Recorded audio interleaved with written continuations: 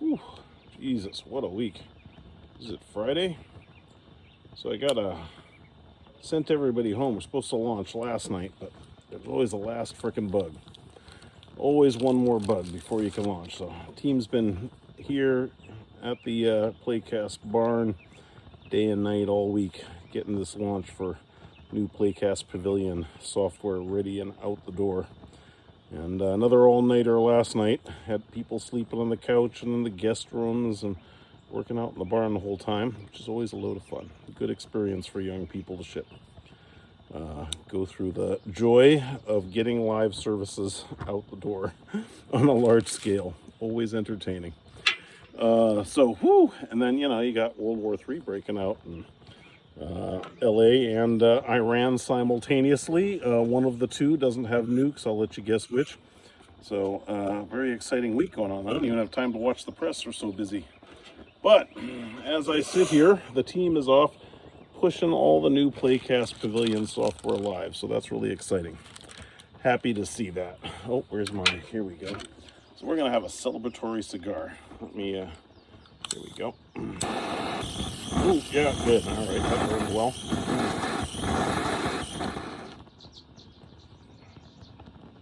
Yeah, better. All right.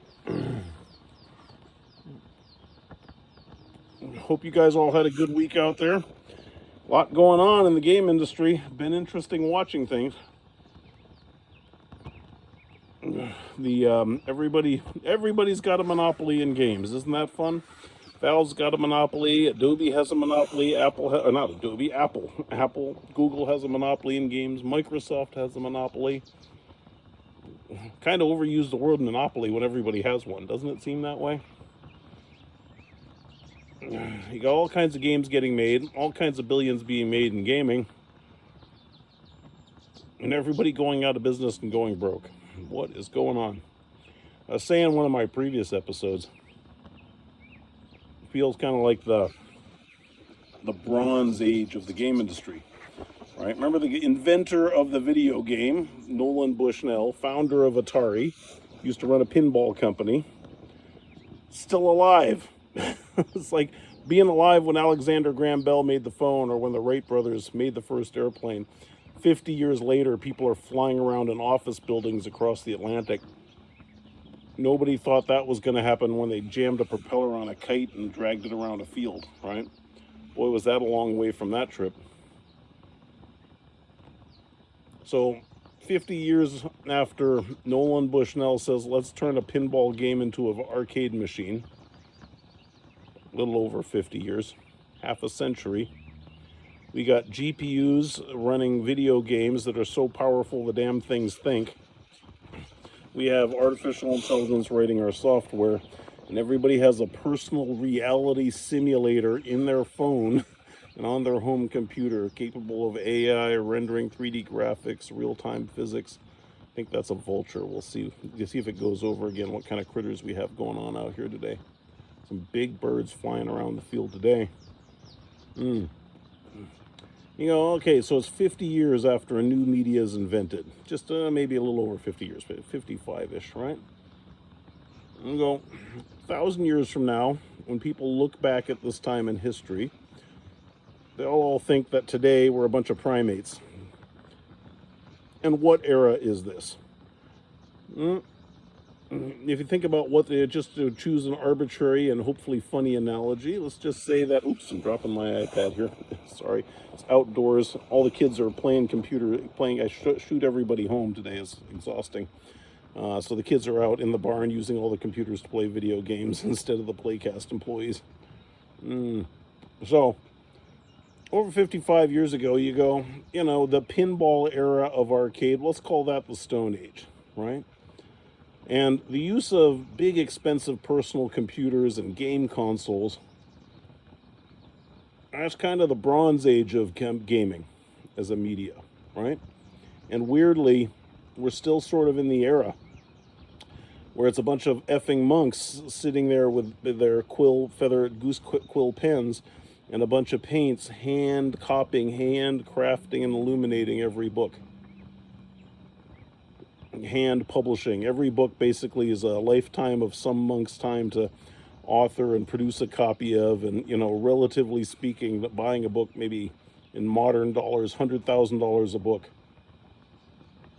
We got games that are handcrafted edifices of art and physics and AI simulation that are running $250 million budgets to build these days. Let's see, that's a ping. Are we live? Are we live? Not live yet. Waiting for the Playcast build, but Pavilion to go out. Okay, that's the Bronze Age. And a pretty primitive business, right? You just handcraft these games and then, you know, publishing them in retail, to be fair. Putting them in a plastic box and putting them in the store, very Bronze Age, okay? And then we're kind of entering the era. You know, I like to think I helped pioneer it. We're only 30 years since, you know, the 90s when the internet came along. We start publishing games online. But there's a problem. Because you go, well, it's perfectly feasible. Everybody's got a ton of bandwidth. I should just be able to send you your game electronically. I founded Wild Tangent. Pioneered that business of downloadable games, the very first app stores. Made one of the very first app stores. And that's getting games into the mass market, into everybody's hands.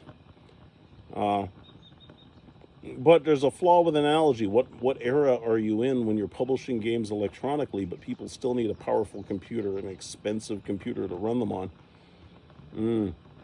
Well, now you're in the kind of Gutenberg book printing era where you can mass produce a book, and you're not electronically distributing it, right? But the thing's $5 each instead of $100,000 each, so you can get them out to the masses. People can afford them. And you can get them into circulation because they're not like, you know, transporting gold bullion into circulation like consoles, and the retail game business is kind of that way, where you have to, in order to play your $70 video game, you need a $1,000 Wells Fargo box to deliver the experience for you because, you know, God forbid anybody steal the game. So you pay, you know, $500 to $1,000. You think a game console's there to enable you to play the game. It's really there to stop you from playing games you haven't paid for. And that's why they make them.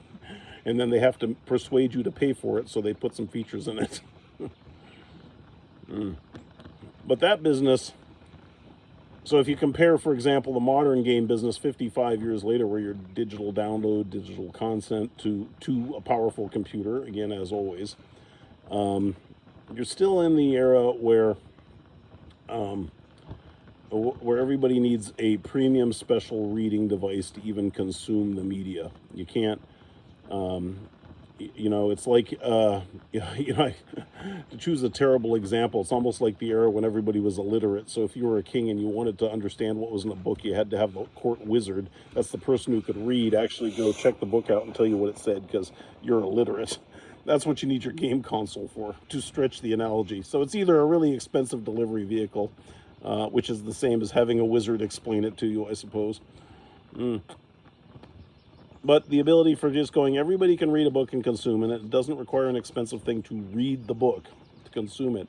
And you're not worried that everybody's going to go get a photocopier and copy your book and mass produce it on a Xerox and sell it for $5, which in the book publishing business, they don't really worry about that, do they?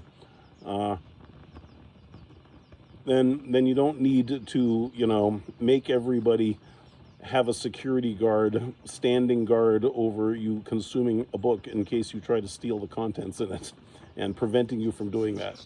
Which, if you think about it, is a really primitive experience. We all take it for granted. That's just how games work, of course. I can't imagine a world where that's not that way. And yet, when you try to look at it from what do people from the future will think of it, they'll say, that was a pretty dumbass thing you used to have to do, you primates. So, you know, pretty imbecilic business model, very primitive. And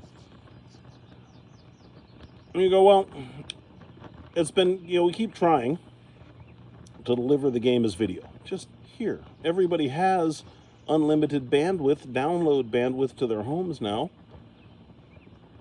Why don't I just stream the frickin' game to you? Well, you still have the problem that the book had to be, the game, the content had to be hand-authored with, you know, stone tools. I still tell you, it's the idea of somebody writing, you know, I remember years ago when I was a kid growing up in Alaska, Back then, the J.K. Rowling of my generation was Anne McCaffrey, and she had written the Harry Potter of that era was Dragon Riders of Pern series.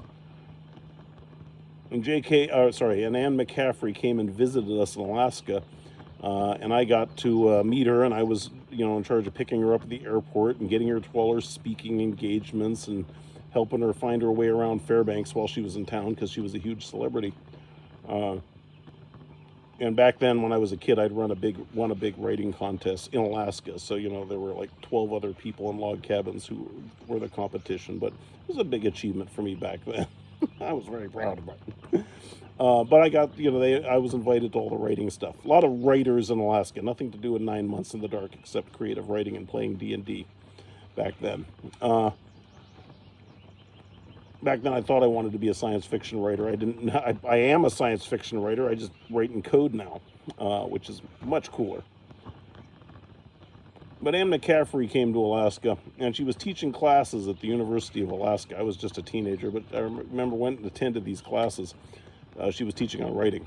And half of her teaching subjects was on how to have perfect typing form and grammar, and how to make sure that when you hand typed on a traditional ancient mechanical keyboard, the way an author produced a book was you just had to write it in one go on a typewriter in perfect form in order for it to go to print and be typeset. And grammar had to be perfect, language, capitalization, punctuation had to be perfect. And if you were not an excellent typist with perfect grammatical skills, your editor would send the book back to you and say, you got to retype page 37, right? And so half the classes she taught on how to be a great writer had to do with perfect grammar, punctuation, and typing form, and typing form. And it's funny thinking about that today, because now you just, spew some incoherent garbage and Grammarly makes it look fine. Or better yet, just, say the dumbest thing ever to ChatGPT and say, make me look smart, and then record it in an English accent so that whatever it is sounds brilliant. How times have changed. So if you're trying to tell a story in video gaming, right, you would say that the more advanced thing, the modern authors can focus on telling the story, because the part about getting it all into text with perfect punctuation and form and grammatical correctness, the robot does for you. Nobody teaches how to type anymore. What a silly thing to do. No more typing classes in high school. Every kid grows up learning to touch type long before they ever have to get to a class. It's so intrinsic to everybody's lifestyle at an early age, it's not even necessary anymore. Progress. So what's that look in the game business? Where, if you look back from the future and say, what would constitute progress? Where's the future? What's it, from where we're at, what's primitive about it? And what would be a major revolution? What would be progress, right? So when you look at this era we're in, digital downloadable games to a $1,000 device or a $5,000 device if you're a PC gamer, that's there to prevent you from stealing the game while you consume it and translate it for you. That's kind of pretty silly, right? And you go, okay, well, I want to deliver the game as video. Well, it's got to be interactive in real time. So the ability to just deliver it like we do other media that are a lot more advanced, like television, right? Or live sporting events or streaming, right? You just send video to everybody and you can watch it on the cheapest $10. You can buy screens that'll consume video from anywhere for $35 on Amazon. So the need for $1,000 or $5,000 computer to consume any movie or TV show you want, totally unnecessary. I mean, take for granted every car you drive can spew radio from the airwaves and has been for 100 years. Has been able to for a century. So you go, clearly, what you really want is to be able to author games without, wouldn't it be fun? Wouldn't it be awesome if creative people could create games like J.K. Rowling or Anne McCaffrey could write a book by themselves? Just go, one creative person goes, I got a vision for a story I want to tell, and $250 million game came out of that. Well, I think we're entering that era. AI is going to make that possible. That'll be really cool. It'll be really cool when any creative person is enabled to tell a story and interactivity and to create worlds without needing armies of specialized people and massive coordination to do it with. We're entering that era. That's exciting. We're also entering the era where the game will be deliverable as video and latency will be 0 to negative. And it's really funny whenever I say that to people, because when I get all kinds of argument and skepticism, and I go, I am the one who made Windows a real-time gaming OS. I understand latency better than all of you. I had to make the operating system that sucked at all of these things, low latency for gaming, so your Xbox could work. And it was not easy because nobody understands it now, which is the worst thing of it, right? Everybody thinks they understand latency, and so they feel very comfortable pontificating about a thing they really actually don't understand. So people think that the latency problem with gaming on the internet and delivering it as video is, well, it's just video slow and blah, blah, blah. And you're going, no, it's not. Your massive multiplayer games have the exact same latency problems. Nobody cares or notices them, and it's because the games are designed to it, and nobody makes games that are meant to be streamed as video that are designed to hide that latency problem. Just not yet. The second thing is, when you enter an era where games are authorable by AI, one, the amount of latency you have isn't a function of how far you are from other players. It's actually a function of how much bandwidth you have. Because if you have, let's say your game stream as video can deliver 1 megabit a second of video, okay? And we'll just make a dumb statement and say, well, if a frame of video is 1 megabit, and you can deliver 1 megabit a second, then you can deliver 1 frame a second of video. And your latency will be 1,000 milliseconds, which will suck. But if you have 1,000 megabits of video bandwidth, and your game is 1 megabit of video, then you can deliver 1,000 frames in a second, and oh crap, you're 1 millisecond latency. So it's the volume of data divided into the amount of bandwidth you have that really defines the latency. It's not the speed of light, really, because a photon can go around the planet Earth 8 times in a second. In other words, that's, 8 times, that would be 80 milliseconds, something like that. Which is too slow. You go, that's too slow, but we don't need to get a video input to you around the world 8 times in a second. We need to get it no further than the opposite side of the world, which would be 16th of a second. Which is 60 milliseconds, 70 milliseconds, something like that. Yeah, about 60, 50, 60 milliseconds. So you go, oh, well, even that's unacceptable. I want less than that. You go, well, actually, that's no problem, too, because, and by the way, your best MMOs, your League of Legends are rendered at about 30 frames a second, right? So if you just want to play with somebody on the other side of the planet, you got to get it down to a 16th of the speed of light's really a 16th. But the truth is that it's really the breadth of the bandwidth relative to the download bandwidth you have. And the more bandwidth you have, the more parallel sending that much video will be until the latency drops. The second thing about your input is it's very predictable. And the world where your AI can anticipate and generate the kind of game you want to play, guessing your input with very high accuracy is not going to be a problem. So the computer on the other side will know what you're going to click before you click it. It can render the frame. The frame can be rendered and sent before you send it. You'll have so much bandwidth that I can just pre-render every possible frame that you might click on next, send them all to you in advance. I'm telling you about this because I just got a patent on doing this, a couple patents for Playcast, so now I can talk about it. I got a year, I'm published. So you can just pre-render the frames, send them to you in the future, and when you make a decision to, pull the trigger, the video is already rendered by the game engine in the cloud somewhere, sent to you half a second earlier and sitting in your browser cache before you even made a decision to click. And everybody's about to have so much bandwidth that that's going to work just great. It's going to really work. You'll have 0 latency. It won't even be positive latency. It'll be 0, could be negative latency. I don't think a lot of you know that ChatGPT is based on. I've often talked about compression technology as it relates to artificial intelligence. I think it's a fascinating subject. I know you're all riveted by it as well. But back when I was working at Microsoft in the earlier days of natural language recognition, Microsoft had a project called Casper for speech recognition back in Windows 95 in the 90s. And I was friends with a guy who was working on it. I remember a very interesting statement he said. He said, when we take a sample of somebody's speech, we only need 3 to 5% of the sentence they're going to say to 95 to 97% predict every word they're about to say next. And I don't know about you, but I'm not a great listener. So anytime somebody opens their mouth to me, I feel like jumping in, talking over them, because I already anticipate I can tell what they're going to say. They really frustrates and angers people if they aren't allowed to ponderously space out the sentence that you already accurately guessed they were going to say.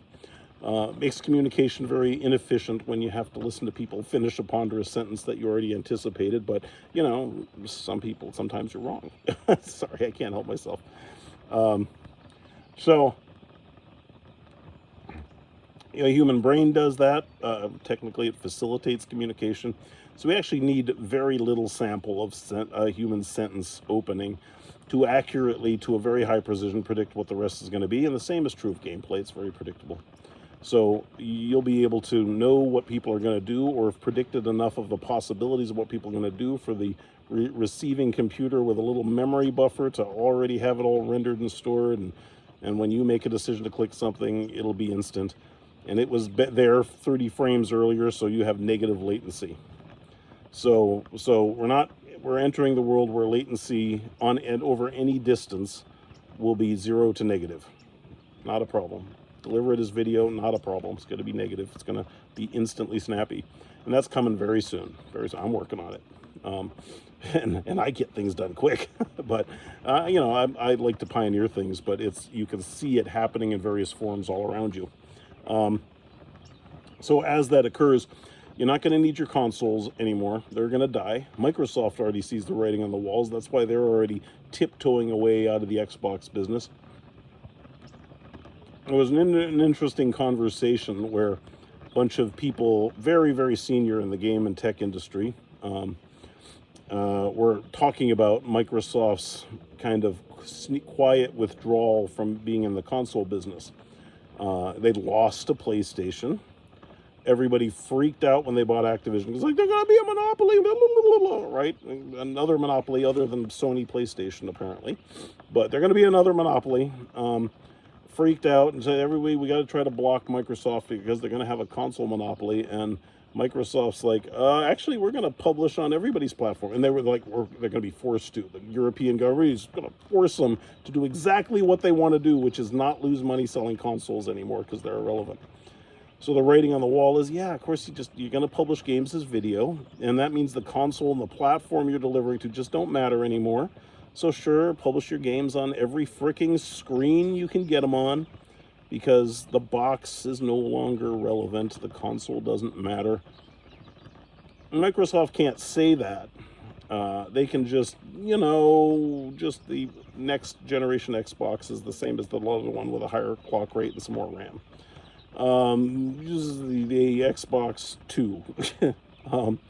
And they can go, well, we're not going to stock retail all that aggressively, and we're not going to pour the billions into press. We're not going to go and round up a bunch of exclusives for it, because that's too much damn work, and it's just not necessary anymore. And unlike Sony, they're like, one of the fascinating things is when I grew up at Microsoft, Microsoft Office and Windows OS was all their revenue. Those are shrinking portions of Microsoft's revenue compared to Azure. So the world where you own a giant exascale cloud in the enterprise business is the world where you're totally happy to have all the games moved to the cloud. And the world where your entire enterprise business is based on AI, which is rendering GPUs, you love the world where all that demand for AI is populating your data centers full of GPUs that you can rent out their idle cycles for to people to play games on. That's wonderful, wonderfully efficient. Hell with the console business. So, and then, of course, Microsoft wants to be a monopoly. They want all the gamers on their game platform, so they want the biggest catalog of games that they're going to put in everybody's market, and they're going to roll it all up in their Xbox subscription. And they love, love, love Epic over there busting Apple and Android's balls over access to their platforms. So I'm sure they're sitting back there going, yeah, you go, Tim. Break that open for us. Thank you. Because Microsoft has lots of reasons not to go to war with Apple and Apple and Google over that, but they probably love Tim Sweeney doing the work for them. Because I'll go take that Xbox Game Pass loaded with content and just go, we're going to put it everywhere, just everywhere. You got it. And putting it on the PlayStation, awesome. So you can see that. Now, whether it's good business or not, I've got some doubts about maybe the proper sophistication of their business model, but it's interesting. It's interesting seeing that trend. So the era arrives where everybody has infinite bandwidth, more bandwidth than they need. AI architectures means the games are totally deliverable with zero latency over any distance over a network. You need a $30 screen to play any game you want to play, and everybody's got one in their pocket. Apple and Google have both been cracked so that they can't seal their markets off and force everybody to buy games in the Stone Age way, because that was good for them, because, the courts forced them to open the market. And so we're on the precipice of sort of a transition from the Bronze Age to the Steel Age, in this sense, or pick an age, really. Frankly, it's where games are just deliverables as video. Their production values are now unlimited. So right now, all the games we play, no matter what you think of them, are as good as you were able to spend on the GPU in your home that everybody purchased. So we spend $200 billion a year on individual hardware that lets each of us render a game to the best of its ability. And because of that business model, each and every one of our games look like crap. I mean, you may think they're impressive, but if you imagine that you could have a $200 billion supercomputer rendering your game's video for you, what would your game look like with 72 million GPUs rendering every frame? What would that look like? Because that's coming. You go, what? Yeah, they're not going to run in an Unreal Engine. They're going to be generated by a giant neural network, right? So that's what it'll effectively be, is 100 million GPU neural network going, here's your game frames. And they're going to look unbelievable compared to anything you'll ever see. Anything you've ever seen. And they'll look unbelievable compared to anything you'll see in the architectures and the way we build games today for decades. Human beings manually chipping the game out of, there's a lot of really cool Bronze Age weapons that you can still find around. They're really cool, a lot of craftsmanship worked into them. But the reason they're so scarce is they didn't weather so well. There's only so much you could do with them. Whereas, steel, well, we can make airplanes and cars out of that shit. Not a single bronze car or airplane out there. Just can't do it. So the steel era of gaming, or the kind of more modern age we're entering, going to have entirely different dynamics. You'll have games with zero latency over any distance, viewed on a $30 screen, with the production values that a $200 billion AI can produce, because that's how much it's worth, right? That's how much the hardware is worth. So we spend $200 billion in proprietary gaming hardware. So imagine you go, well, that's not efficient for everybody to have an Ninja One that caps the quality of every game everybody can get. We can just go put them in a big cloud data center and deliver them with zero latency over any distance. And the games are going to look exponentially better than anything the monkeys with stone tools were going to make, right? Chipping away at a piece of obsidian, banging some rocks together, right? You're talking about games that are an entirely different level of production values and an entirely different level of computing used to create them. And then the thing that's interesting also is the business model for gaming is incredibly primitive and inefficient and terrible. And so you hear consumers griping about, and to be fair, nobody wants to pay for anything. So everybody gripes about anyway they get charged for things, because who doesn't like free, right? But still, the business model of gaming is incredibly primitive and backwards, right? Like, if you were, a book author, J.K. Rowling, writing Harry Potter in the 5th century, your book might be get read by 100 people over 1,000 years who got the scroll in the library and pulled out the piece of vellum and were literate enough to try to read it and interpret it and enjoy the book. Now we can just churn that thing out, especially in TV shows or movies, and blast it into everybody's home as soon as the idea leaves your mind. Again, the way movies, this has even happened, it's funny in movies, right, is even the movies are increasingly CGI, and the transition to AI will be, I don't need movies anymore, because there'll be no difference in production value between the supercomputer that was used to render Lord of the Rings and the supercomputer in the cloud that's used to render every frame of my video game as a video stream in real time. There'll be no difference. Maybe the story quality will be better. But even by then, the AI is probably going to be pretty damn good at writing a great story on the fly for you, too, or creating a great narrative. So that's really interesting to see coming. It's going to happen in my lifetime, so I get to watch one more. I maybe get to watch kind of the last big phase of the growth of gaming as a medium. I'll get to have my lifespan exactly the era, the 100 years of gaming, introduced to consumers as a new entertainment and, frankly, potentially educational medium. Not that you'll need an education much longer, maybe. I'm only half joking. We'll see. In education and doing what? Asking ChatGPT for the solution? Yeah. So the business model of gaming, incredibly broken and primitive, and very inefficient. So a huge amount of money that could be profit, that could go into the quality of a game. So think about this, right? Let's look at the economics. Pick a AAA console game, right?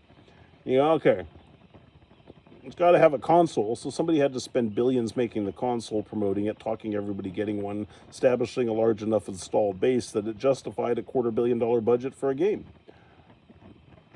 That plays on it. You have to do that. So billions just to get the expensive reader into everybody's homes. In the game, that's got to be handcrafted by, it's the Sistine Chapel of, 50 years of 100 years of Freemasons chipping away at blocks of stone to erect that edifice. And that's what your modern MMOs are, giant, monstrous things with huge budgets and huge teams to produce them. And then you got to promote, and then the game, how's the game work, right? Now, traditional console game, your $80, you're now coming up on $100 games in retail, right? Yeah, we got a game, it's awesome, we promise. You know how you know? Because we spent $250 million making the game, and a third of that we're going to spend buying television ads and telling the game magazines and the reviewers to tell everybody it's an awesome game. So, hey, look, there's a Spider-Man game. It's got Spider-Man. Who doesn't love Spider-Man? It's got Spider. Buy the game for $80. You too will like Spider-Man. So, because the game is sealed in a box, a piece of plastic, it's amazing. It's the year 2025, and Valve, if you play a game on Steam, you can't try it. Can't see what if you don't hate the game, can't figure it out, doesn't work on your computer. $50 first, then you find out. Maybe you'll get a refund, maybe not. Depends on how much you play the game first. So that business model is really backwards and unfortunate, right? And the problem is, as I've said before, a huge portion, 50% of the gamers out there, used to be, the numbers are changing, they're aging, but it used to be about 50% of gamers are under the age of 18. Most of them don't have jobs, can't get a credit card. What are you paying for the game with? You're not. Your parents are paying for the game. Why are your parents paying for the game? The parents give a shit about how much League of Legends time you get in? Probably they care about the opposite of that, frankly.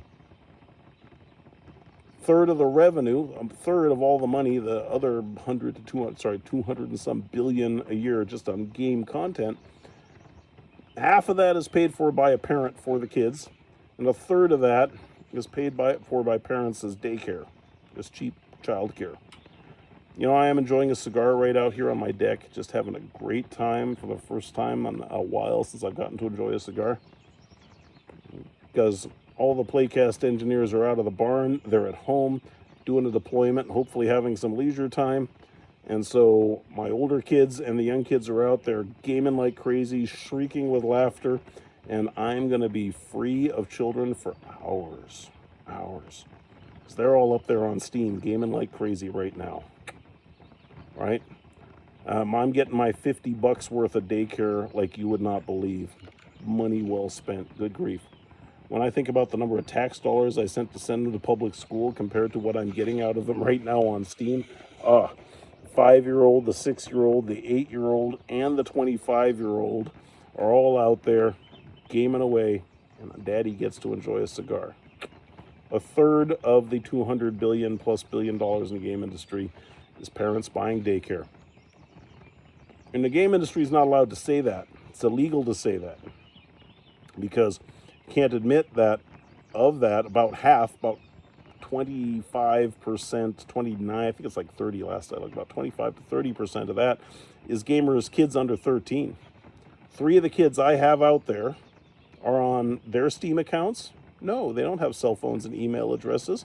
And if they admitted that they're under 13, Valve would go, fuck off, no games for you kids. They're on dad's account. Valve's over there going, yeah, there's a 58-year-old dude just loves the shit out of Teddy Ruxpin game and Terraria.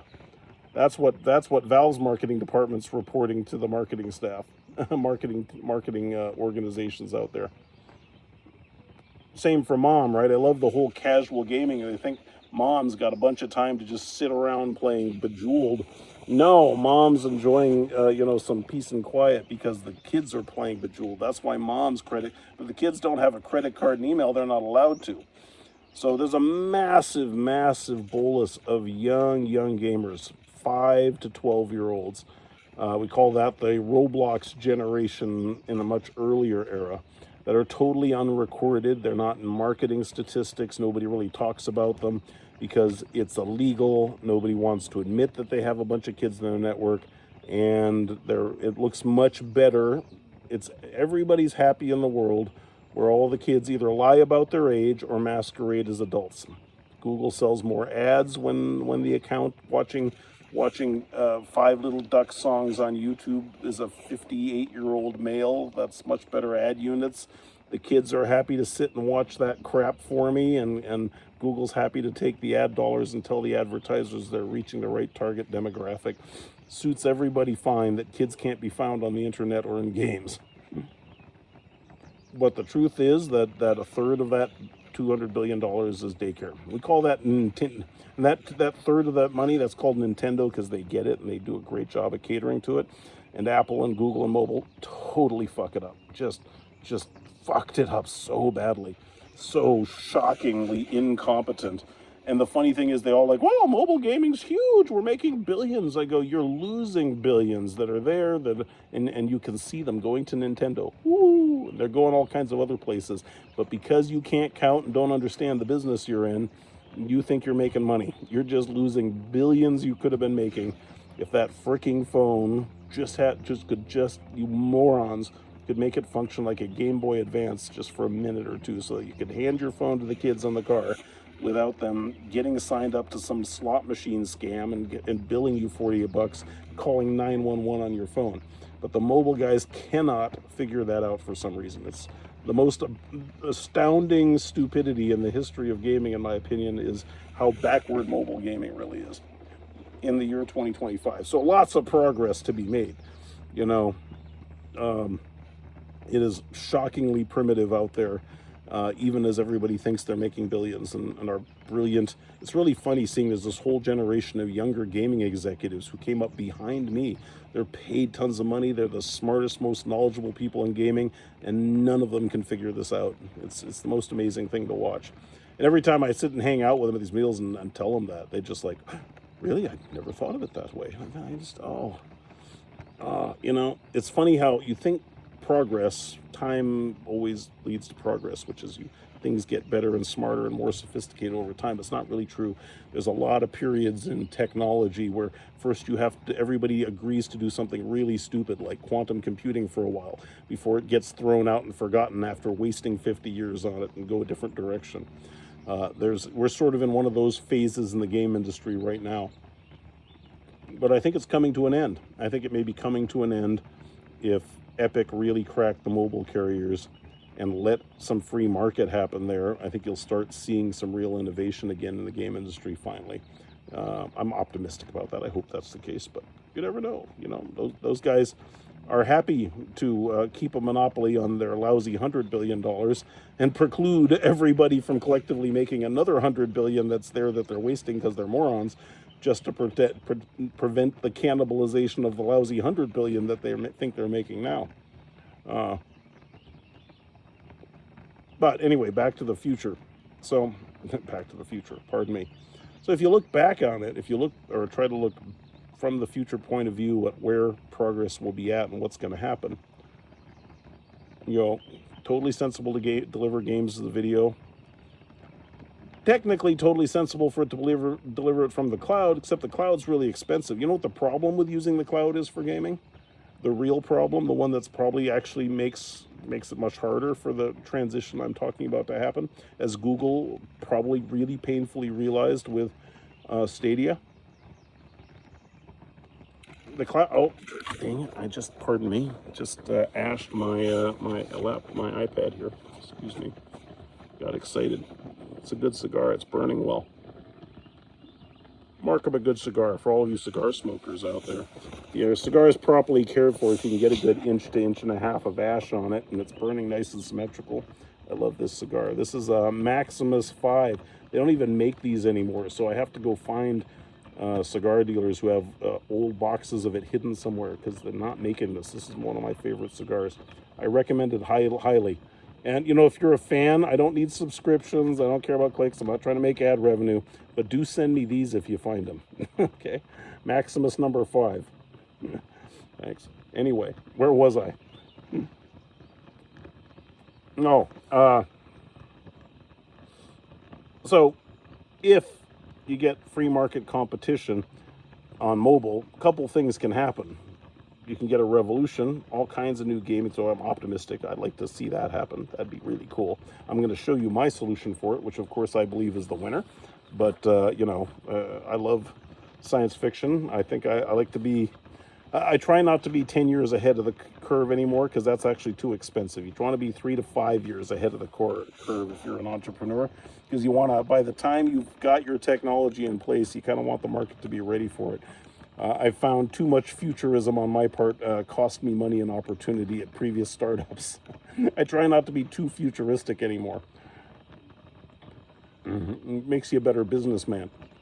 Anyway, so monetization of gaming, what a cluster that is.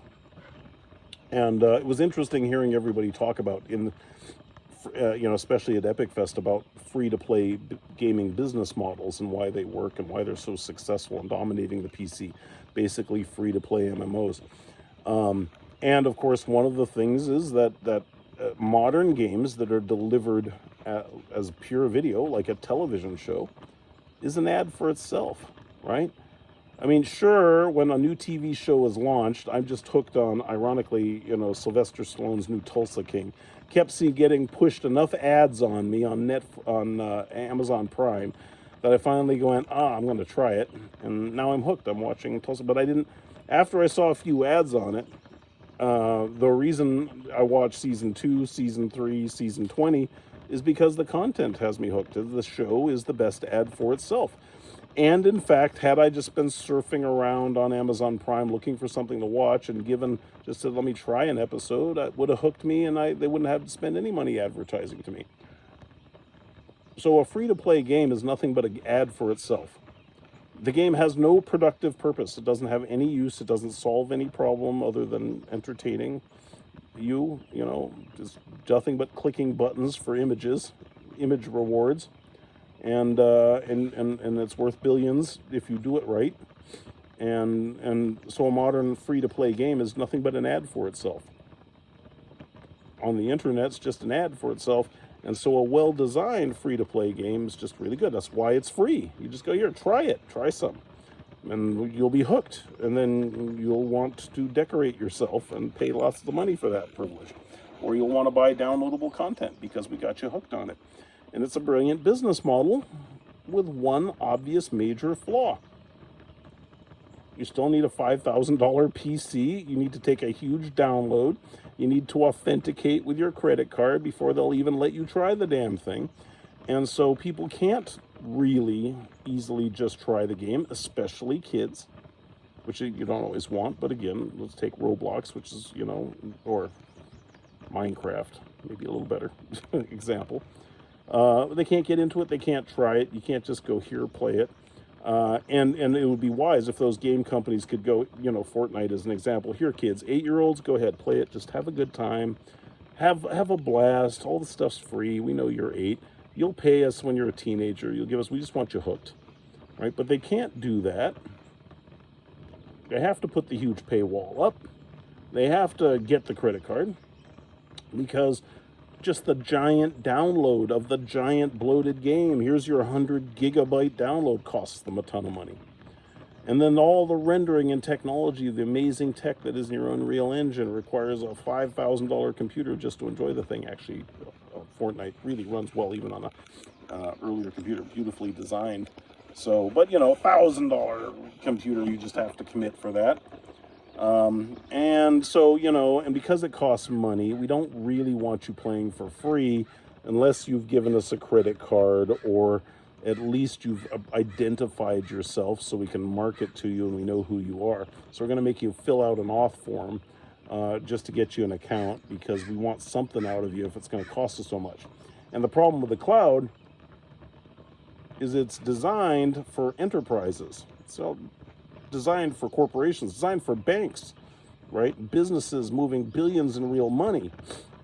And it's designed for mission critical systems. And a mission critical system, the computers can't go down, a bit can't go wrong.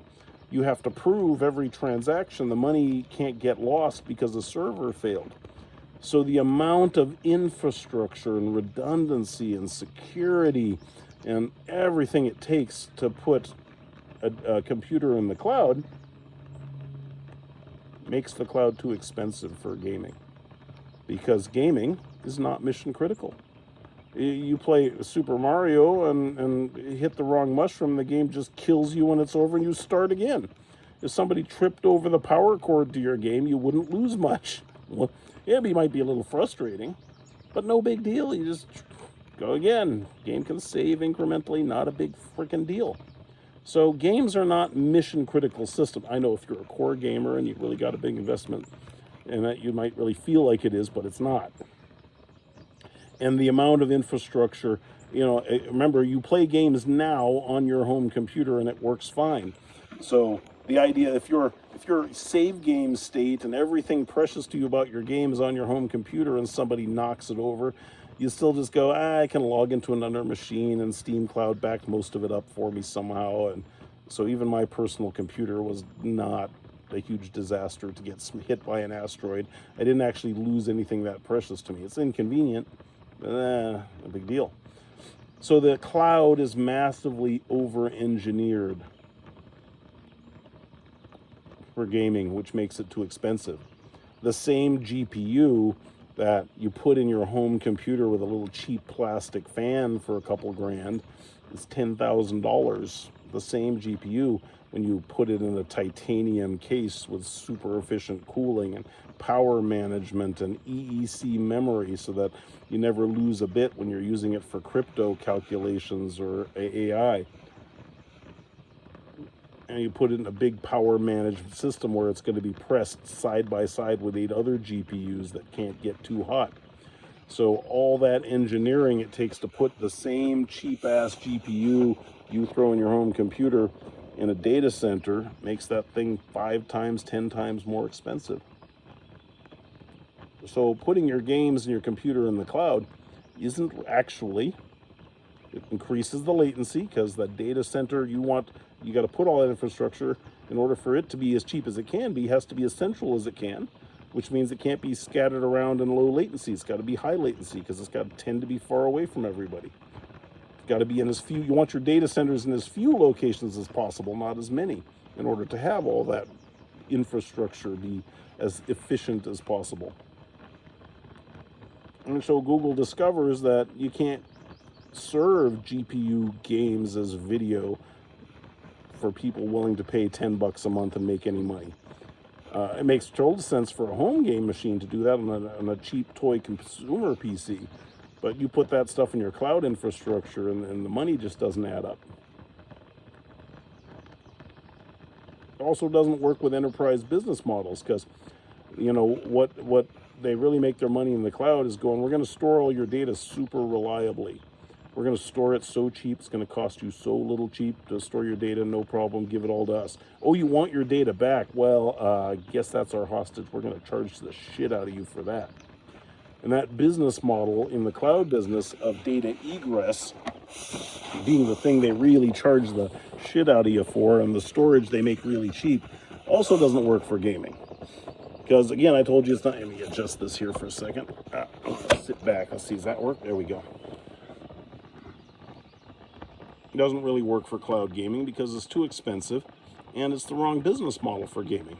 And, unless Amazon says we're going to watch all your traffic and make sure we differentiate your consumer entertainment traffic from your enterprise traffic and put them on different business terms, oh, it's secret and it's private, none of our damn business, well, then we got to charge the same business model for everybody. And we're making all our money in business now. So you gaming guys, F you, you're just going to pay too much for it. And so the cost of cloud gaming isn't really dropping in any sense because of that business model problem. And AI is just making that worse because, oh man, I can get a lousy $10 a month from a GPU from a subscriber in the cloud, but the amount of money I can make running chat GPT queries, there's a magnitude here. I just can't justify putting GPUs in there for you to waste time playing games when I'm making a mint on it for enterprise applications and code generation. Sorry, kids. So that problem in the cloud is actually the one that's likely to persist or continue to be a problem. And I find that to be really one of the big barriers. So I've been building consumer tech weirdly reluctantly for a long time. A large portion of my career, I've told you in previous things, I'm really a physicist, a physics buff. I like to work on science, but gaming is has been the ultimate toy. And for the particular weird set of math and computer science skills I have, making all of y'all's game technology has been very successful for me. Made a great career, pays well. Making DirectX has, being an expert on GPU computing and all those things. So even if I'm retired and get to work on radio astronomy type projects, the money has always really been in gaming and consumer entertainment. Now that might change. Right now it's shifting massively to AI. But frankly, I find a lot of the AI research that's going on boring. Don't get me wrong. It's exciting to have computers powerful enough to do that shit, but they're doing the same shit they were doing when I was a kid, just with more power. Transformers are kind of cool, sure, whatever. Granted, I guess. But I think there's much more interesting things in having this kind of computing power I'd love to study, love to explore. And what's fun about that is, once again, we're entering a gaming era where the most profitable and fun way to explore the future of artificial intelligence probably will be making entertainment applications with it first. So I still believe it all heads to the cloud and all heads to, AI-based gaming. It does it pretty fast. So my contention is, in this mark just now, and this will change. This is a weird transition zone. There's a fascinating analogy for the period of time I think we're in gaming and the kind of transition we're going to experience. And the story goes like this, all right? Alexander Graham Bell invents the telephone, right? Basically a telegraph. The U.S. is using telegraphs for sending messages in the 1800s, 1880s. You want to send, somebody a message, you could send a piece of paper, with a ballpoint pen, which was invented by then, written with a ballpoint pen, and the Pony Express would transport it in a letter bag, and that's how you sent messages to each other. But then we invented not teletype, pardon me, blip, not trans, sorry, I dropped the term for telegraph, excuse me, that's what I was trying to say. Telegraph, where, you have an expert going deet, deet, deet, deet, deet, deet, deet, and they're just sending an electric signal over a wire, just bit on, bit off, bit on, bit off, binary, and then just a human brain that could convert that to language and write the letter, and you run wires physically to everybody, and that was real-time communications. And then the person wrote it down and then gave you a little note. Here's the letter, Just reboot the server from Alex, stop. When Alexander Graham Bell invented the telephone, I'm going to find a way to translate a voice signal from a microphone, which is actually a piece of paper and a magnet. So my voice hits the piece of paper, the microphone vibrates, converting it to electric signal, and then the speaker plays it back, and it's just a microphone backwards. The magnet shakes the piece of paper, and it generates sound waves, and oh my God, I've made a device with a piece of paper and a magnet on one end, a piece of paper and a magnet on the other end. I talk to this end, it vibrates, sends an electric signal, somebody else replies, and the same signal comes back and reproduces it on the vibrating piece of paper back into sound. What a brilliant invention. You go, that's going to revolutionize communication. Let's put that on the telegraph systems. Let's put it everywhere. It's going to be in every city. Everybody's going to have it. And how do you think the telephone got adopted? Was it the rich all getting them in their houses in cities? There was some of that. But where did AT&T, where did Ma Bell's first telephone networks come from? Well, it was actually in rural areas. Because rural areas, the farmers all had their property fenced off. The ranchers all had their property fenced off. And usually your house was near the fence, on one border of the fence. And in order to, keep the cattle in, you had wire connecting all the fences. And so when the telephone was invented, the farmers went, oh, well, I can just run wire to my neighbor, which is there anyway, and they can have a phone, I can have a phone, I can just pick it up, and they can pick up their end, we can talk, because our fences are connected. So it was actually in the Midwest and in rural areas that were connected by ranchers established phones for communicating with their distant neighbors along the wire fences between their property. And that really gave rise to the first switching networks and large-scale phone networks that got adopted, right? So that little transition zone kind of gets lost in the history books, but it's kind of an interesting piece of trivia. And we're kind of in that state in the game industry where the console it's sort of everybody's gone, well, that's a stupid idea. What were we all thinking? There's got to be a way to get rid of this thing. What to do? And the mobile guys have totally crapped up. The mobile game is shocking. It's so fascinating, the amount of regression in gaming that the mobile revolution caused. Because before everybody had a cell phone, before Apple's iPhones were out there, the browser and Facebook were having this amazing accidental social gaming phenomena, gave rise to Zynga back in 2009 to 2013-ish, entirely in a browser. Just went crazy. Massive. And everybody's like, yes, look at this entirely new type of social light MMO that's easy to play and people can jump in and out of and doesn't require all the infrastructure and just runs in your browser. And along comes the iPhone and Apple's like, no, fuck that. No, you can't have any of that. No, Facebook, we ban you. Zynga, we ban you from making games like that on our platform. What you got to do is make a crappy $3 game and good luck to you. We get 30%, whatever you're making. Fuck you. And so Facebook is driven out of an entirely new, wildly successful, wildly viral gaming platform it pioneers because of the advent of the iPhone. Progress. Progress. And then the irony of this just kills me. Because I was at DICE, I was meeting with I was having lunch with new Apple executive in charge of the Apple Arcade, and we were talking about this.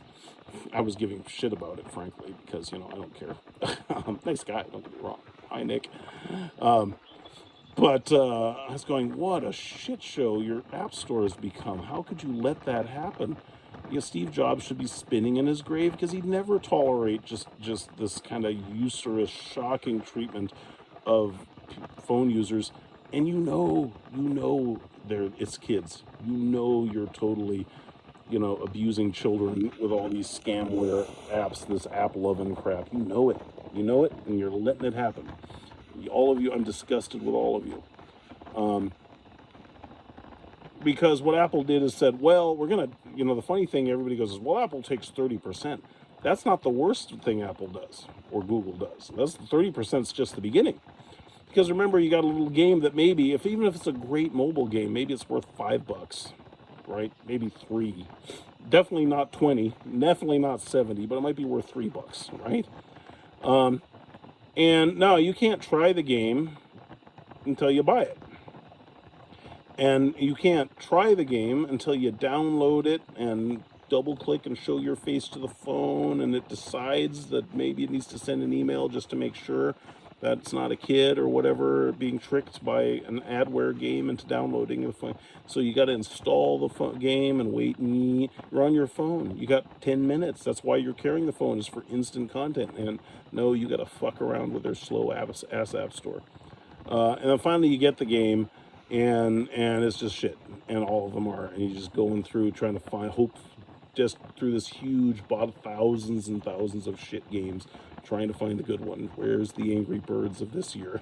Where is it? Oh my God. And the games. And so somebody went, well, you can't get discovered. Apple doesn't give a shit. Just throw every game in the Apple App Store cesspit, and you consumers sort yourselves out. Let your bored kid in the back of the car download game after shit game after shit game that tries to trick him into subscribing or watching a bunch of ads, creating it's mom's phone, it's mom's connection on the iPhone. So the kids are going to watch a bunch of tampon ads trying to get to a block game, and Google will sell those ads, and Apple will sell those ads saying mom watched them. Awesome, great for everybody, wonderful. What a mess. And so real game developers trying to make fun, quality game experiences, they get driven out of business by people making fake games that are free, just designed to run ads from good games to try to get people to install their app and monetize. Because the truth is that good games, if you could find them, are actually worth money to people. And when people find a good game, they pay for it. $5-10. Hell yeah, it's a great game. Thanks. Right? But you can't find them. You can't discover the freaking game. So the good games, Apple buries. If you happen to find it and pay them for it, Apple takes 30%. But then the 70% that game developer does is they give to AppLovin to put in all their fake scammy games as ads to try to trick the children who are downloading the free games into installing them, so that maybe the kid, or better yet the parent, while they're deleting the 50 games their kids installed, run across the app that was finally installed and go, oh, that's actually a good game. Or they get the kid hooked on it, the parent sees it and goes, oh, that game I'll pay for, right? So you take, Apple takes, if you make a good game, you can't discover it. And then they take 30% if you do. And then the other 70% you give to AppLovin to trick children into downloading it and getting it installed, so it's slightly more discoverable than it is in the Apple cesspit. And that's the mobile game business. That's worth $100 billion a year. And it's hilarious, in my view, because Apple's like, look how much money we're making in advertising. We're making a mint in advertising. And they say it in their SEC filings. They're going, what are they talking about, making a mint in advertising? When do you see an ad on your Apple phone? You know? Yeah, the little news feed, that's, you get some bullshit ads in there, that's annoying, right? No, they're calling ad revenue is just the desperate games in the App Store buying ad inventory from the fake games for the 70% of the revenue that's left in order for their game to get discovered. And Apple's counting all, and give it back to Apple or give it to Apple Oven, and Apple gets their cut of that too, and that's all ad revenue. That's it. $27 billion a year last year in good games buying ads in fake games so that anybody will discover them in the shit App Store. $27 billion. I think that's like how much Nintendo generates. I think Nintendo's market cap's about that, which is exactly what everybody's like. Parents just go, fuck with this, I'm just buying a Switch. I'll pay Nintendo. Good God. All right. $27 billion in ad revenue in fake games because of your shit stores. Shocking. All right. And it's really funny because you talk to VCs and you talk to media and they're like, oh, mobile, and we're just so good and there's so much growth and it's so just everything is great. And I go, do any of you actually play games or know anything about the business you're ostensibly researching, making money in, or you know, trying to fund companies in? That's a disaster. It's a terrible experience. All that growth is just a sinking ship. Because you can't see all the money that's getting lost. You can't visualize all the money that is radiated from that terrible experience that people just go, I can't, because I'm that way now. My kids scream for mobile games, and I don't want anything to do with them anymore. They're so irritating and frustrating. I'd rather have them all out on my $5,000 computers in their barn with my big sister, playing on those when the employees aren't there, because that's less of a pain in the ass and lets me enjoy my cigar than handing them the phone I have sitting right there and letting them play quietly for a minute, because I can't get that. No amount of money I give Apple or I give Android can buy that for me on my iPhone. Right? Just a useless brick right now, sitting there, sucking up batteries, waiting for somebody to bleep that the server deployment's going wrong. That's the only effing use I have for this $1,000 device right now, because it's such a shit gaming experience. I don't feel passionately about this at all. And so, you know, once you frame it that way, you go, and you know, I've known Gabe Newell for years. I worked with him. I had to persuade him to make Steam a long time ago, and that's all Steam is too. Steam, at least they're gamers and they love it. So Steam hasn't innovated in a long time, but at least they don't let the app. So they say the Steam developers are like, yeah, throw your game in my store. And there's no way to get discovered. Just nothing you can do. Not even scammy games that I can advertise. We're going to ban those because we don't want that shit experience. But we haven't figured out. We haven't gone, oh, what you want is to put good games in the store and to get discovered.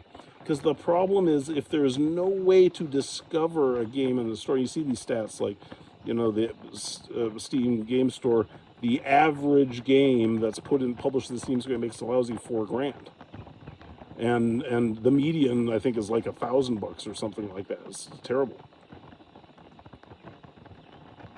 and that's the result of that cannibalization. Is if I can't make that much money, then I can't invest that much in a game. So I'm going to invest less and make a more crappy game that tries to monetize. And there's no vehicle, because advertising and Apple Oven crap fake games isn't an option on Steam. Good job, by the way. It's not actually a criticism. You're halfway there. You suck less than Apple at selling a game to people. But I can't get discovered, and I make a lousy $4,000, so I better not put more than $3,000 worth of content into my game if I'm targeting Steam with it, because the game can't be found.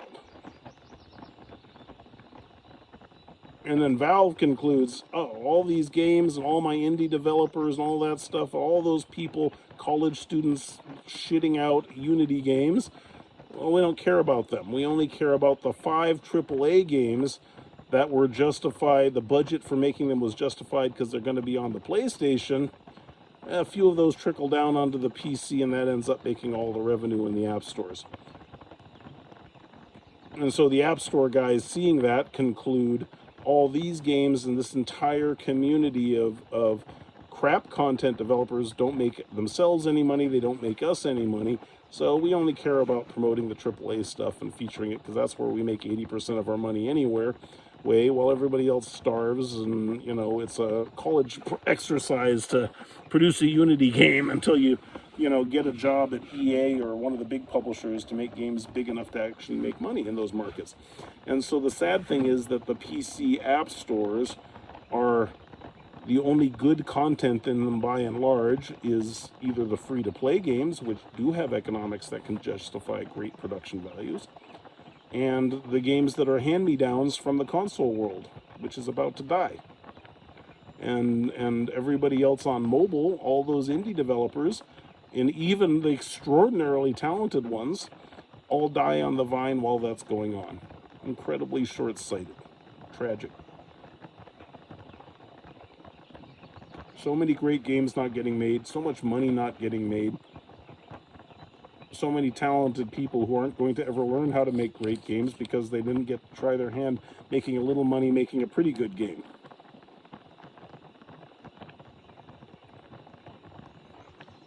So,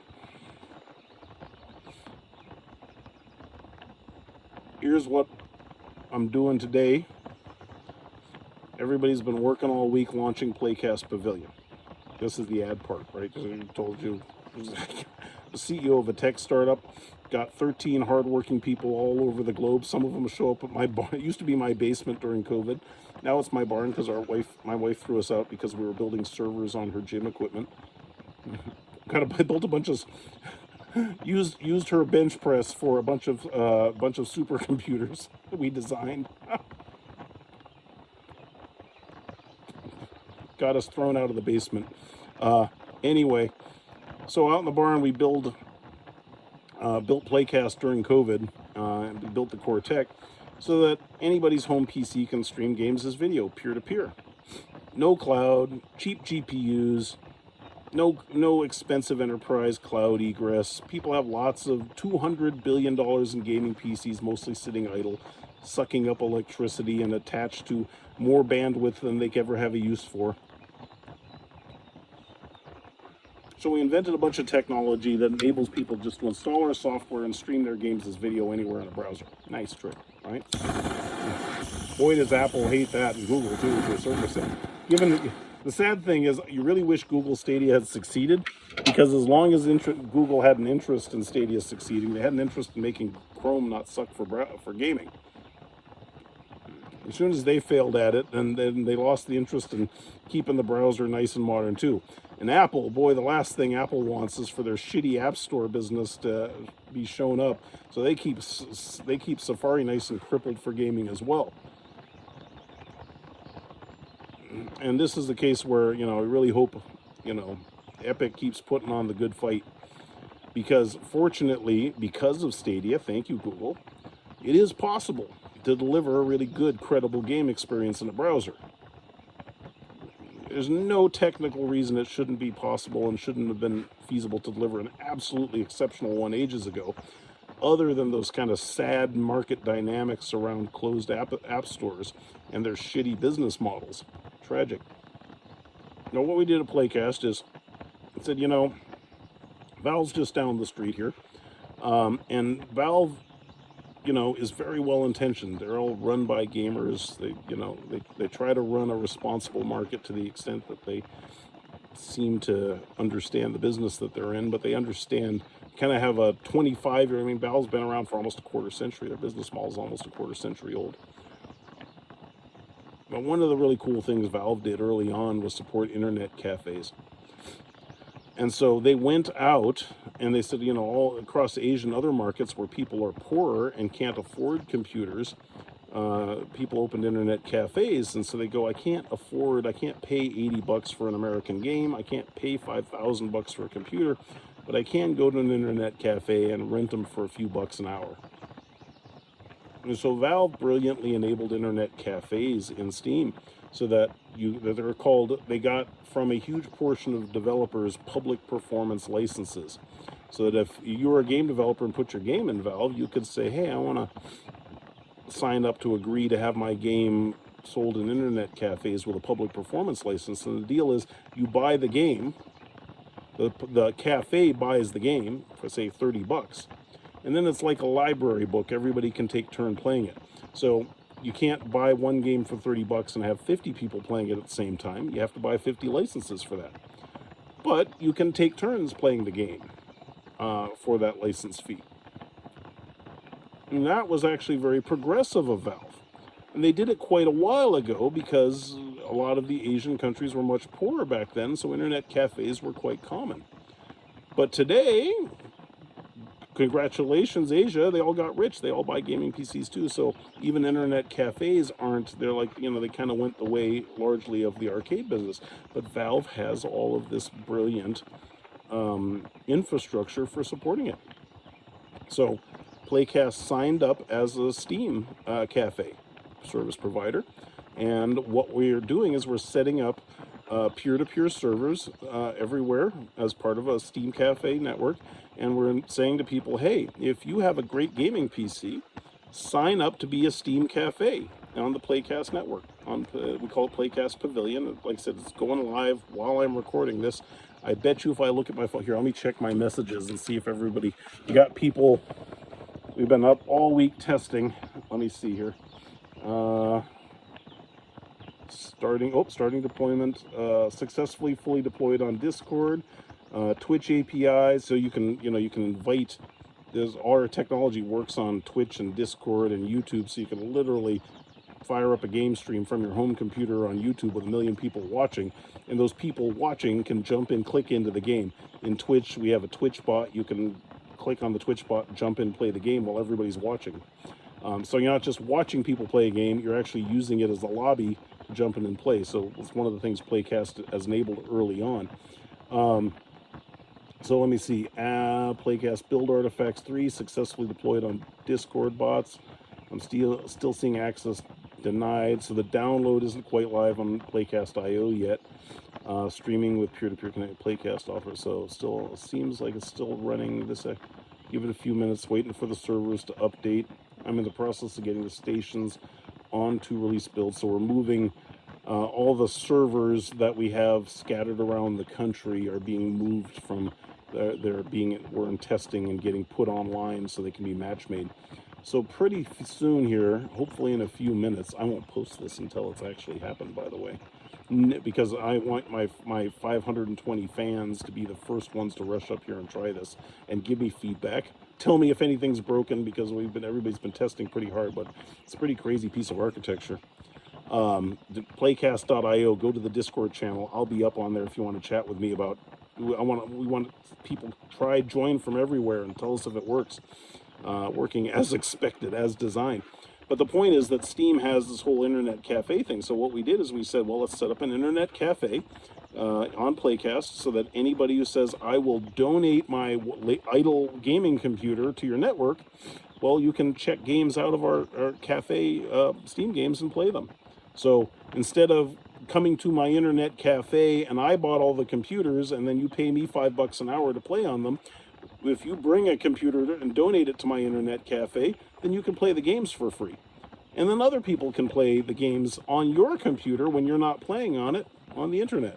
And it's all highly secured and sandboxed. That's the huge amount of effort we're putting into getting it all totally containerized. And they're all commercially licensed Steam games. So we're about to deploy, we bought a catalog of about 100 of the top public licensed Steam games.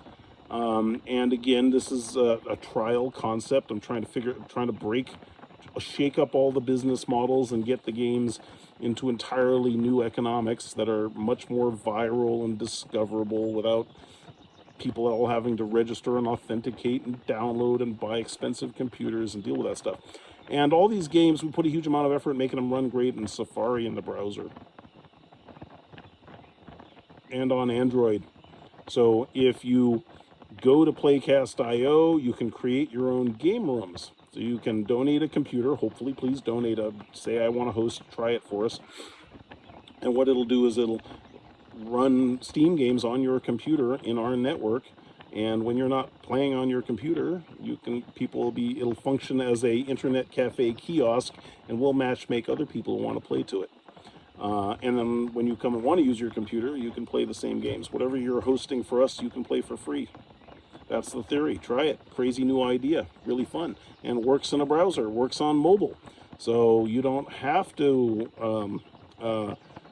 go to the App Store and download anything. If somebody out there has the game you want to play in the network and has donated their machine as a Playcast Pavilion kiosk, as an internet cafe computer, then you can borrow it and play games on it on your phone. And we just, in Safari, we put a touch gamepad there so we can simulate. We're doing the work to add mouse and keyboard, touch mouse and keyboard for those games.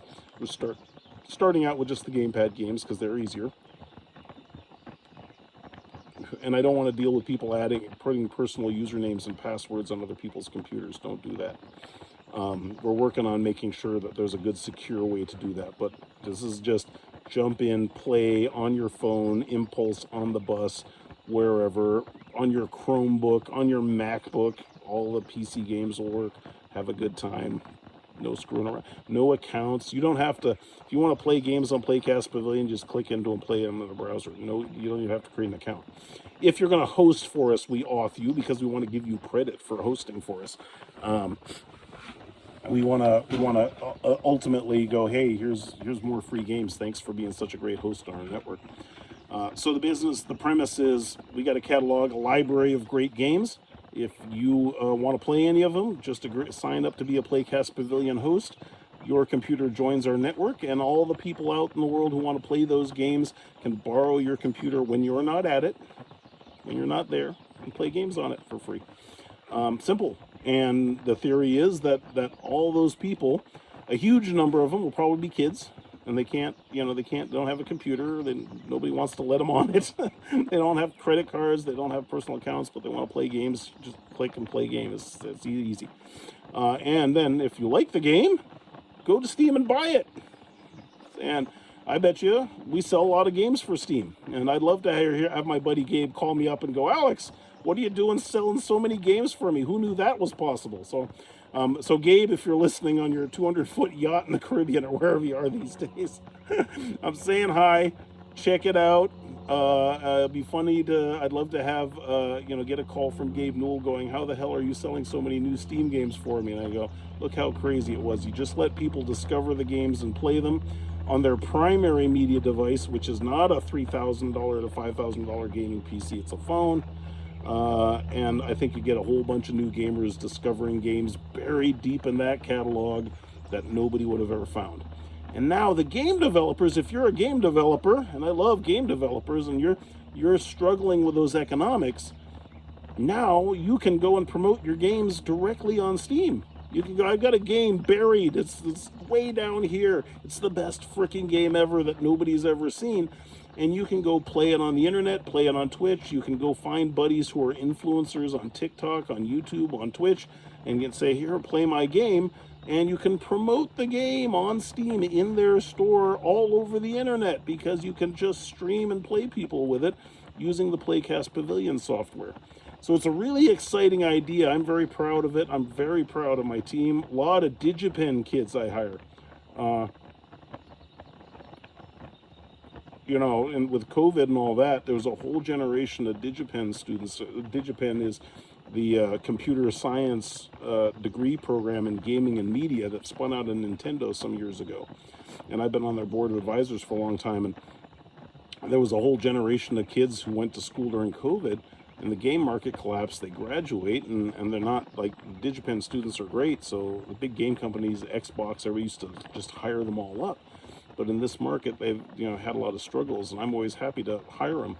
So I've got some, old fogies like me who really know what they're doing, but I like to hire a lot of kids. And so there's a whole generation of kids here at Playcast who've done a lot of the heavy lift. This is their first major product launch going on right now. I'm deliberately staying out of it because I want them to go, I made a whole career, a whole reputation out of, when I was a kid, making DirectX and launching it and making a revolutionary new media platform. So I'm staying out of it because I want those kids to have this moment. Yeah, I was in there supervising all the, is it tested, is it secure, does everything work correctly? But the part where they're actually taking it live, I want them doing it on their own because I want them to have the memory of what that experience is like, because this will be the next generation of game leaders pioneering entire new business models and genres of game content. So my theory is, to choose maybe a terrible analogy, but it's a bad political analogy is always a good attention getter.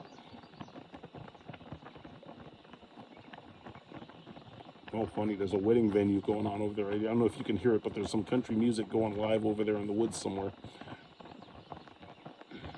Anyway, got a whole new generation of kids going to have this whole new career. So one of the things I'd like to think's happening is, if you would think about it, you could say that the middle class of game developers on mobile and on the app stores has been destroyed by the traditional retail economics and DRM of game publishing, the way Apple and Android and Steam, not through any malicious intent, by the way, that part's not a criticism, resulted in the only way to make any money in gaming is to make AAA, to target the consoles, and then, yeah, sure, the PC's an aftermarket. Throw it in Steam after we justified putting $250,000 into the game. Those are the only games anybody buys and discovers. And all the struggling little indie game developers, well, they're just somewhere down the cesspit. And there isn't any financial incentive or support for them to make a $100,000 or a $200,000 cool, game. Because the economics just don't support it. So the middle class of the game industry has been strangled and has died. So there's nothing but crappy, games in there that aren't worth anything. And if you enable those games to be discovered, and for those little studios to promote them, and for people to promote them on the web outside those closed app ecosystems, then maybe they can make some real money with a pretty good game, or one that appeals to that's a hit game to just a small niche audience that now discovers it. And so that's what I hope. That's what I hope we're enabling at Playcast. And I'm very proud of all these kids who are launching this because it's such an exciting effort. And the nice thing is these games all have public performance licenses. Tragically, because the internet cafe business was kind of a very last generation Asia kind of phenomena, not all game developers who publish in Steam sign up and put a price tag for their commercial licenses in Steam, which is a real shame, because there's some great games out there that would probably really benefit from this, and the developers just don't know or don't think, hey, attach an internet cafe license to it so that the game can be discovered online with Playcast Pavilion now, because the internet cafe thing is kind of not the big thing it used to be, especially in Asia. But I'm hoping that with this launch of Playcast Pavilion, you'll get a whole bunch of gamers out there going, oh, good, now we can build a gaming ecosystem. We still love publishing in Steam, having all the DRM and the download management and community stuff. We still want to benefit all of that. But now we are empowered to promote our games, to find an audience, to tie them in, to communicate with them, form communities with Discord and Twitch, to have the economics of monetizing our game tied to the economics of streamers playing and promoting games.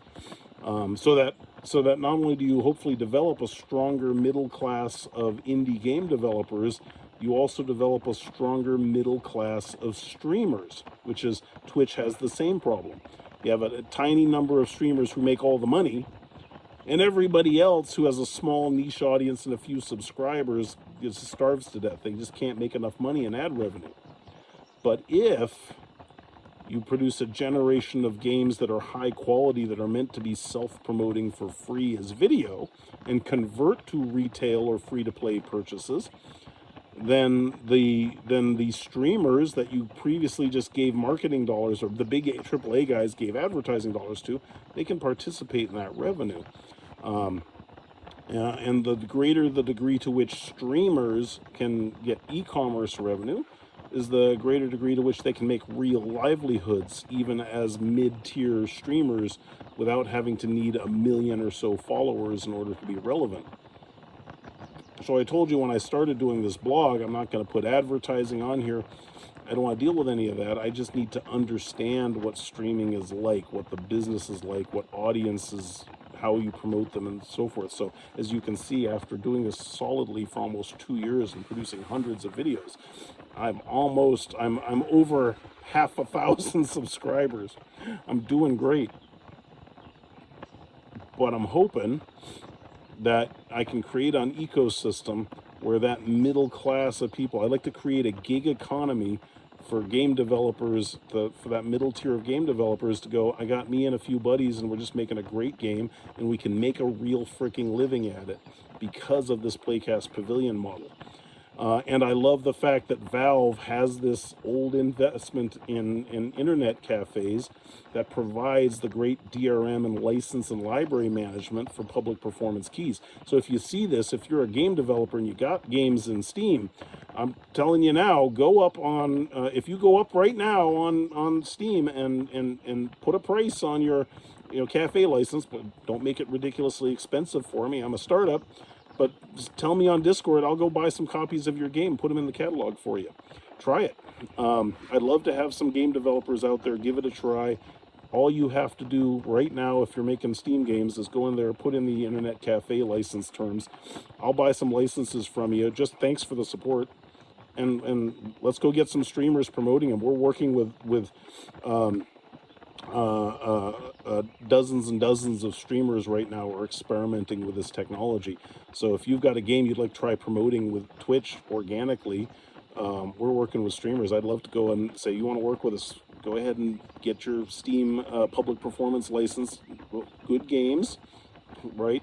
Preferably, it's lots of great shooters out there, don't get me wrong, but for a mass kind of consumption audience, a little more casuals, usually probably going to perform better and be better for the kids. But if you were making those kind of games, go sign up for the public performance license. Let me know on Discord. I'll go buy some licenses and we'll go get some streamers promoting them. And let's see if we can get people to discover these hopefully great games that are lost in the weeds. And hopefully we can get some economics going where you can justify making a better game and putting a bigger investment into it. So I'm hoping that what we're launching today with Playcast Pavilion enables sort of a gig economy for streamers and game developers, indie game developers, to monetize their content in a whole new way. And again, of course, I'm self-advertising. It's it's funny, I do that. People are like, we don't care about playcasting. I go, well, you should.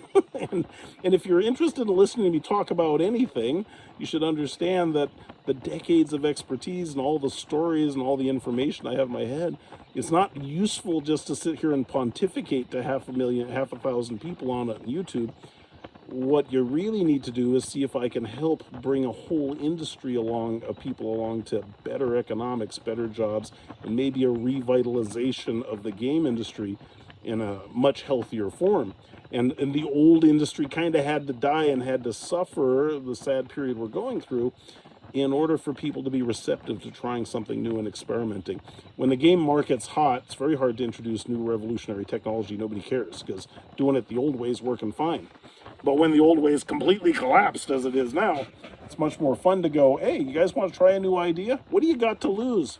You're all unemployed right now anyway. Just humor me. Try this. Try taking your Steam game, put it in a public performance license, call me up. Let's go try it with some streamers and see if you have a whole new experience with, and again, it's up to you to make the game good. And the interesting thing is, again, like I said, there's a lot of games that would be really cool to niche audiences. I just want to play this kind of game, but they can't discover it. Because the way social virality working in gaming works, I don't know if you can hear this, sounds like somebody's announcing a wedding or something going on over there. The way that social virality works, not doing that meeting, we're yakking. The way social virality works is people all play the same games. The game has to be, the only games that make any money are games that are considered great by absolutely everybody. But everybody isn't the same, and not everybody likes playing the same kind of games. So if you take a great game, the definition of a great game must be one that is good to everybody or great to everybody in order for everybody to talk about it with each other and try it. And that's how a game goes viral. You can't make a game, there isn't a distribution vehicle for a great game that appeals to a small group of people, because a small group of people is scattered and they're not all in communication with each other. So a great game that appeals to a niche doesn't go viral. Can't. And that's what I'm hoping to change, is that if you go, hey, now there's all kinds of type of game. I like octopuses, right? Just I love Cthulhu and HP Lovecraft. Octopuses are funny, man. If there are octopus-themed games, send them to me, because I think those are hilarious. I have a niche appeal for that. I don't care what the game is. I just think it's hilarious. I've got my HP Lovecraft Cthulhu logo out there, and I think it's adorable. So, I like everybody sends me funny little HP Lovecraft art for Cthulhu. So if you've got a market where there's fans for certain types of games or certain genres of games that appeal to a niche, now, hopefully, in a new business model, it's possible to find those market and find those audiences for a niche game that would consider the game great, pay a huge premium for it, and nobody else has to be interested in it in order for the game to succeed. That would be nice. And so if you look at the game market today, you go, it's a sterile, sanitized desert of genera titles that have to appeal to a broad audience to justify getting made and justify good production values, because there is no way for a game to be virally popular and niche at the same time. All right. So that's what I'm hoping, that we're breaking that dynamic with the Playcast Pavilion stuff. So give it a try. Again, I will not post this video until, let me see here, what's my report say? Oh, what are my people saying? I'm in the process of getting the stations onto release builds, the last word, 6:35 p.m. It's now 7:21. Let me check. Yeah, link is up now. Sounds like they're still confirming it. So, when I get word that it's live, I'll post it. And again, I'm not going to spend a bunch of money in marketing. I'm not going to go and we might do a press release in a little bit, but we want some people out there trying it. We want to make sure. I want to see all the metrics coming in, be convinced that everything's live and working correctly for a few days. But for my 500,000 subscribers, Future of the Game Industry just went live. It's totally free, doesn't cost anything, just works with existing Steam games and Steam catalogs that have public performance licenses. Try it. This doesn't cost anything. You don't even have to register to play the games with us. We don't care who you are. None of our business. If you want to host games, then you have to auth, because we got to go, hey, make sure... if we're putting your PC on the internet, we want to make sure you're an adult making that decision. We don't want any kids going, yeah, sure, put dad's computer on the internet, have it host games at 3 a.m. Not cool. So if you're going to host for us and we want to play the free games, we got to offer you. But you can invite people and they can play anonymously. Anybody can go up and borrow a machine to play. If there are servers somebody's hosting, then they can play for free. But if you're hosting for us, we want to authenticate you, because I don't want kids putting their dad's computers. I'd hate that if my kid did it. My kid's streaming his own channel on my channel, the little punk. So, we try to be careful about that. But again, hopefully history in the making here. It's, what day is it? What day of the week is it? It's Friday. Friday, June 13th. Oh, Friday the 13th. It's Friday the 13th. And I'm not even superstitious. I'm launching on Friday the 13th. Yeah, and it's going to be awesome. Trust me, a day that lives in infamy. No, wait a minute. That's probably not how I meant it. So we're going to launch it on Friday the... I wonder if the team knows that. That is really too funny. What a great coincidence. Maybe I should tell them to launch tomorrow. I'll post this tomorrow. That's what I'll do. Okay. All right. So anyway, hopefully history in the making. Creating a gig economy for game publishing and marketing that hopefully will allow a lot of money that is... not people would happily spend and invest in gaming if they could only find games they like better than the generic sanitized mega crap everybody plays. Discoverable and accessible. And so I hope that's what we're doing here at Playcast. So give it a try. Let us know what you think. Whatever demands for, there's a million features I'd love to have, but in principle, get a gamepad, use your phone without a gamepad, and you can play your PC Steam games without any App Store nonsense or crap. Even in your Safari browser, it works great. Give it a try. Let me know otherwise. Playcast.io Discord, if you disagree, I'll be up there. And hope you all have a great weekend, and give it a try for me. Let me know what you think. All right, you guys all have a great weekend. I'll see you soon, and happy Father's Day. Right. I'm a dad, 7 kids. Father's Day on set. Maybe I should post this on Father's Day because that would be a lot more fun if a lot of kids were playing games on Father's Day because of this. All right, I'll probably post it tomorrow. No. All right. Well, we'll see. I'll see if maybe it's Friday the 13th, so they won't be able to get all the servers done today. We'll see.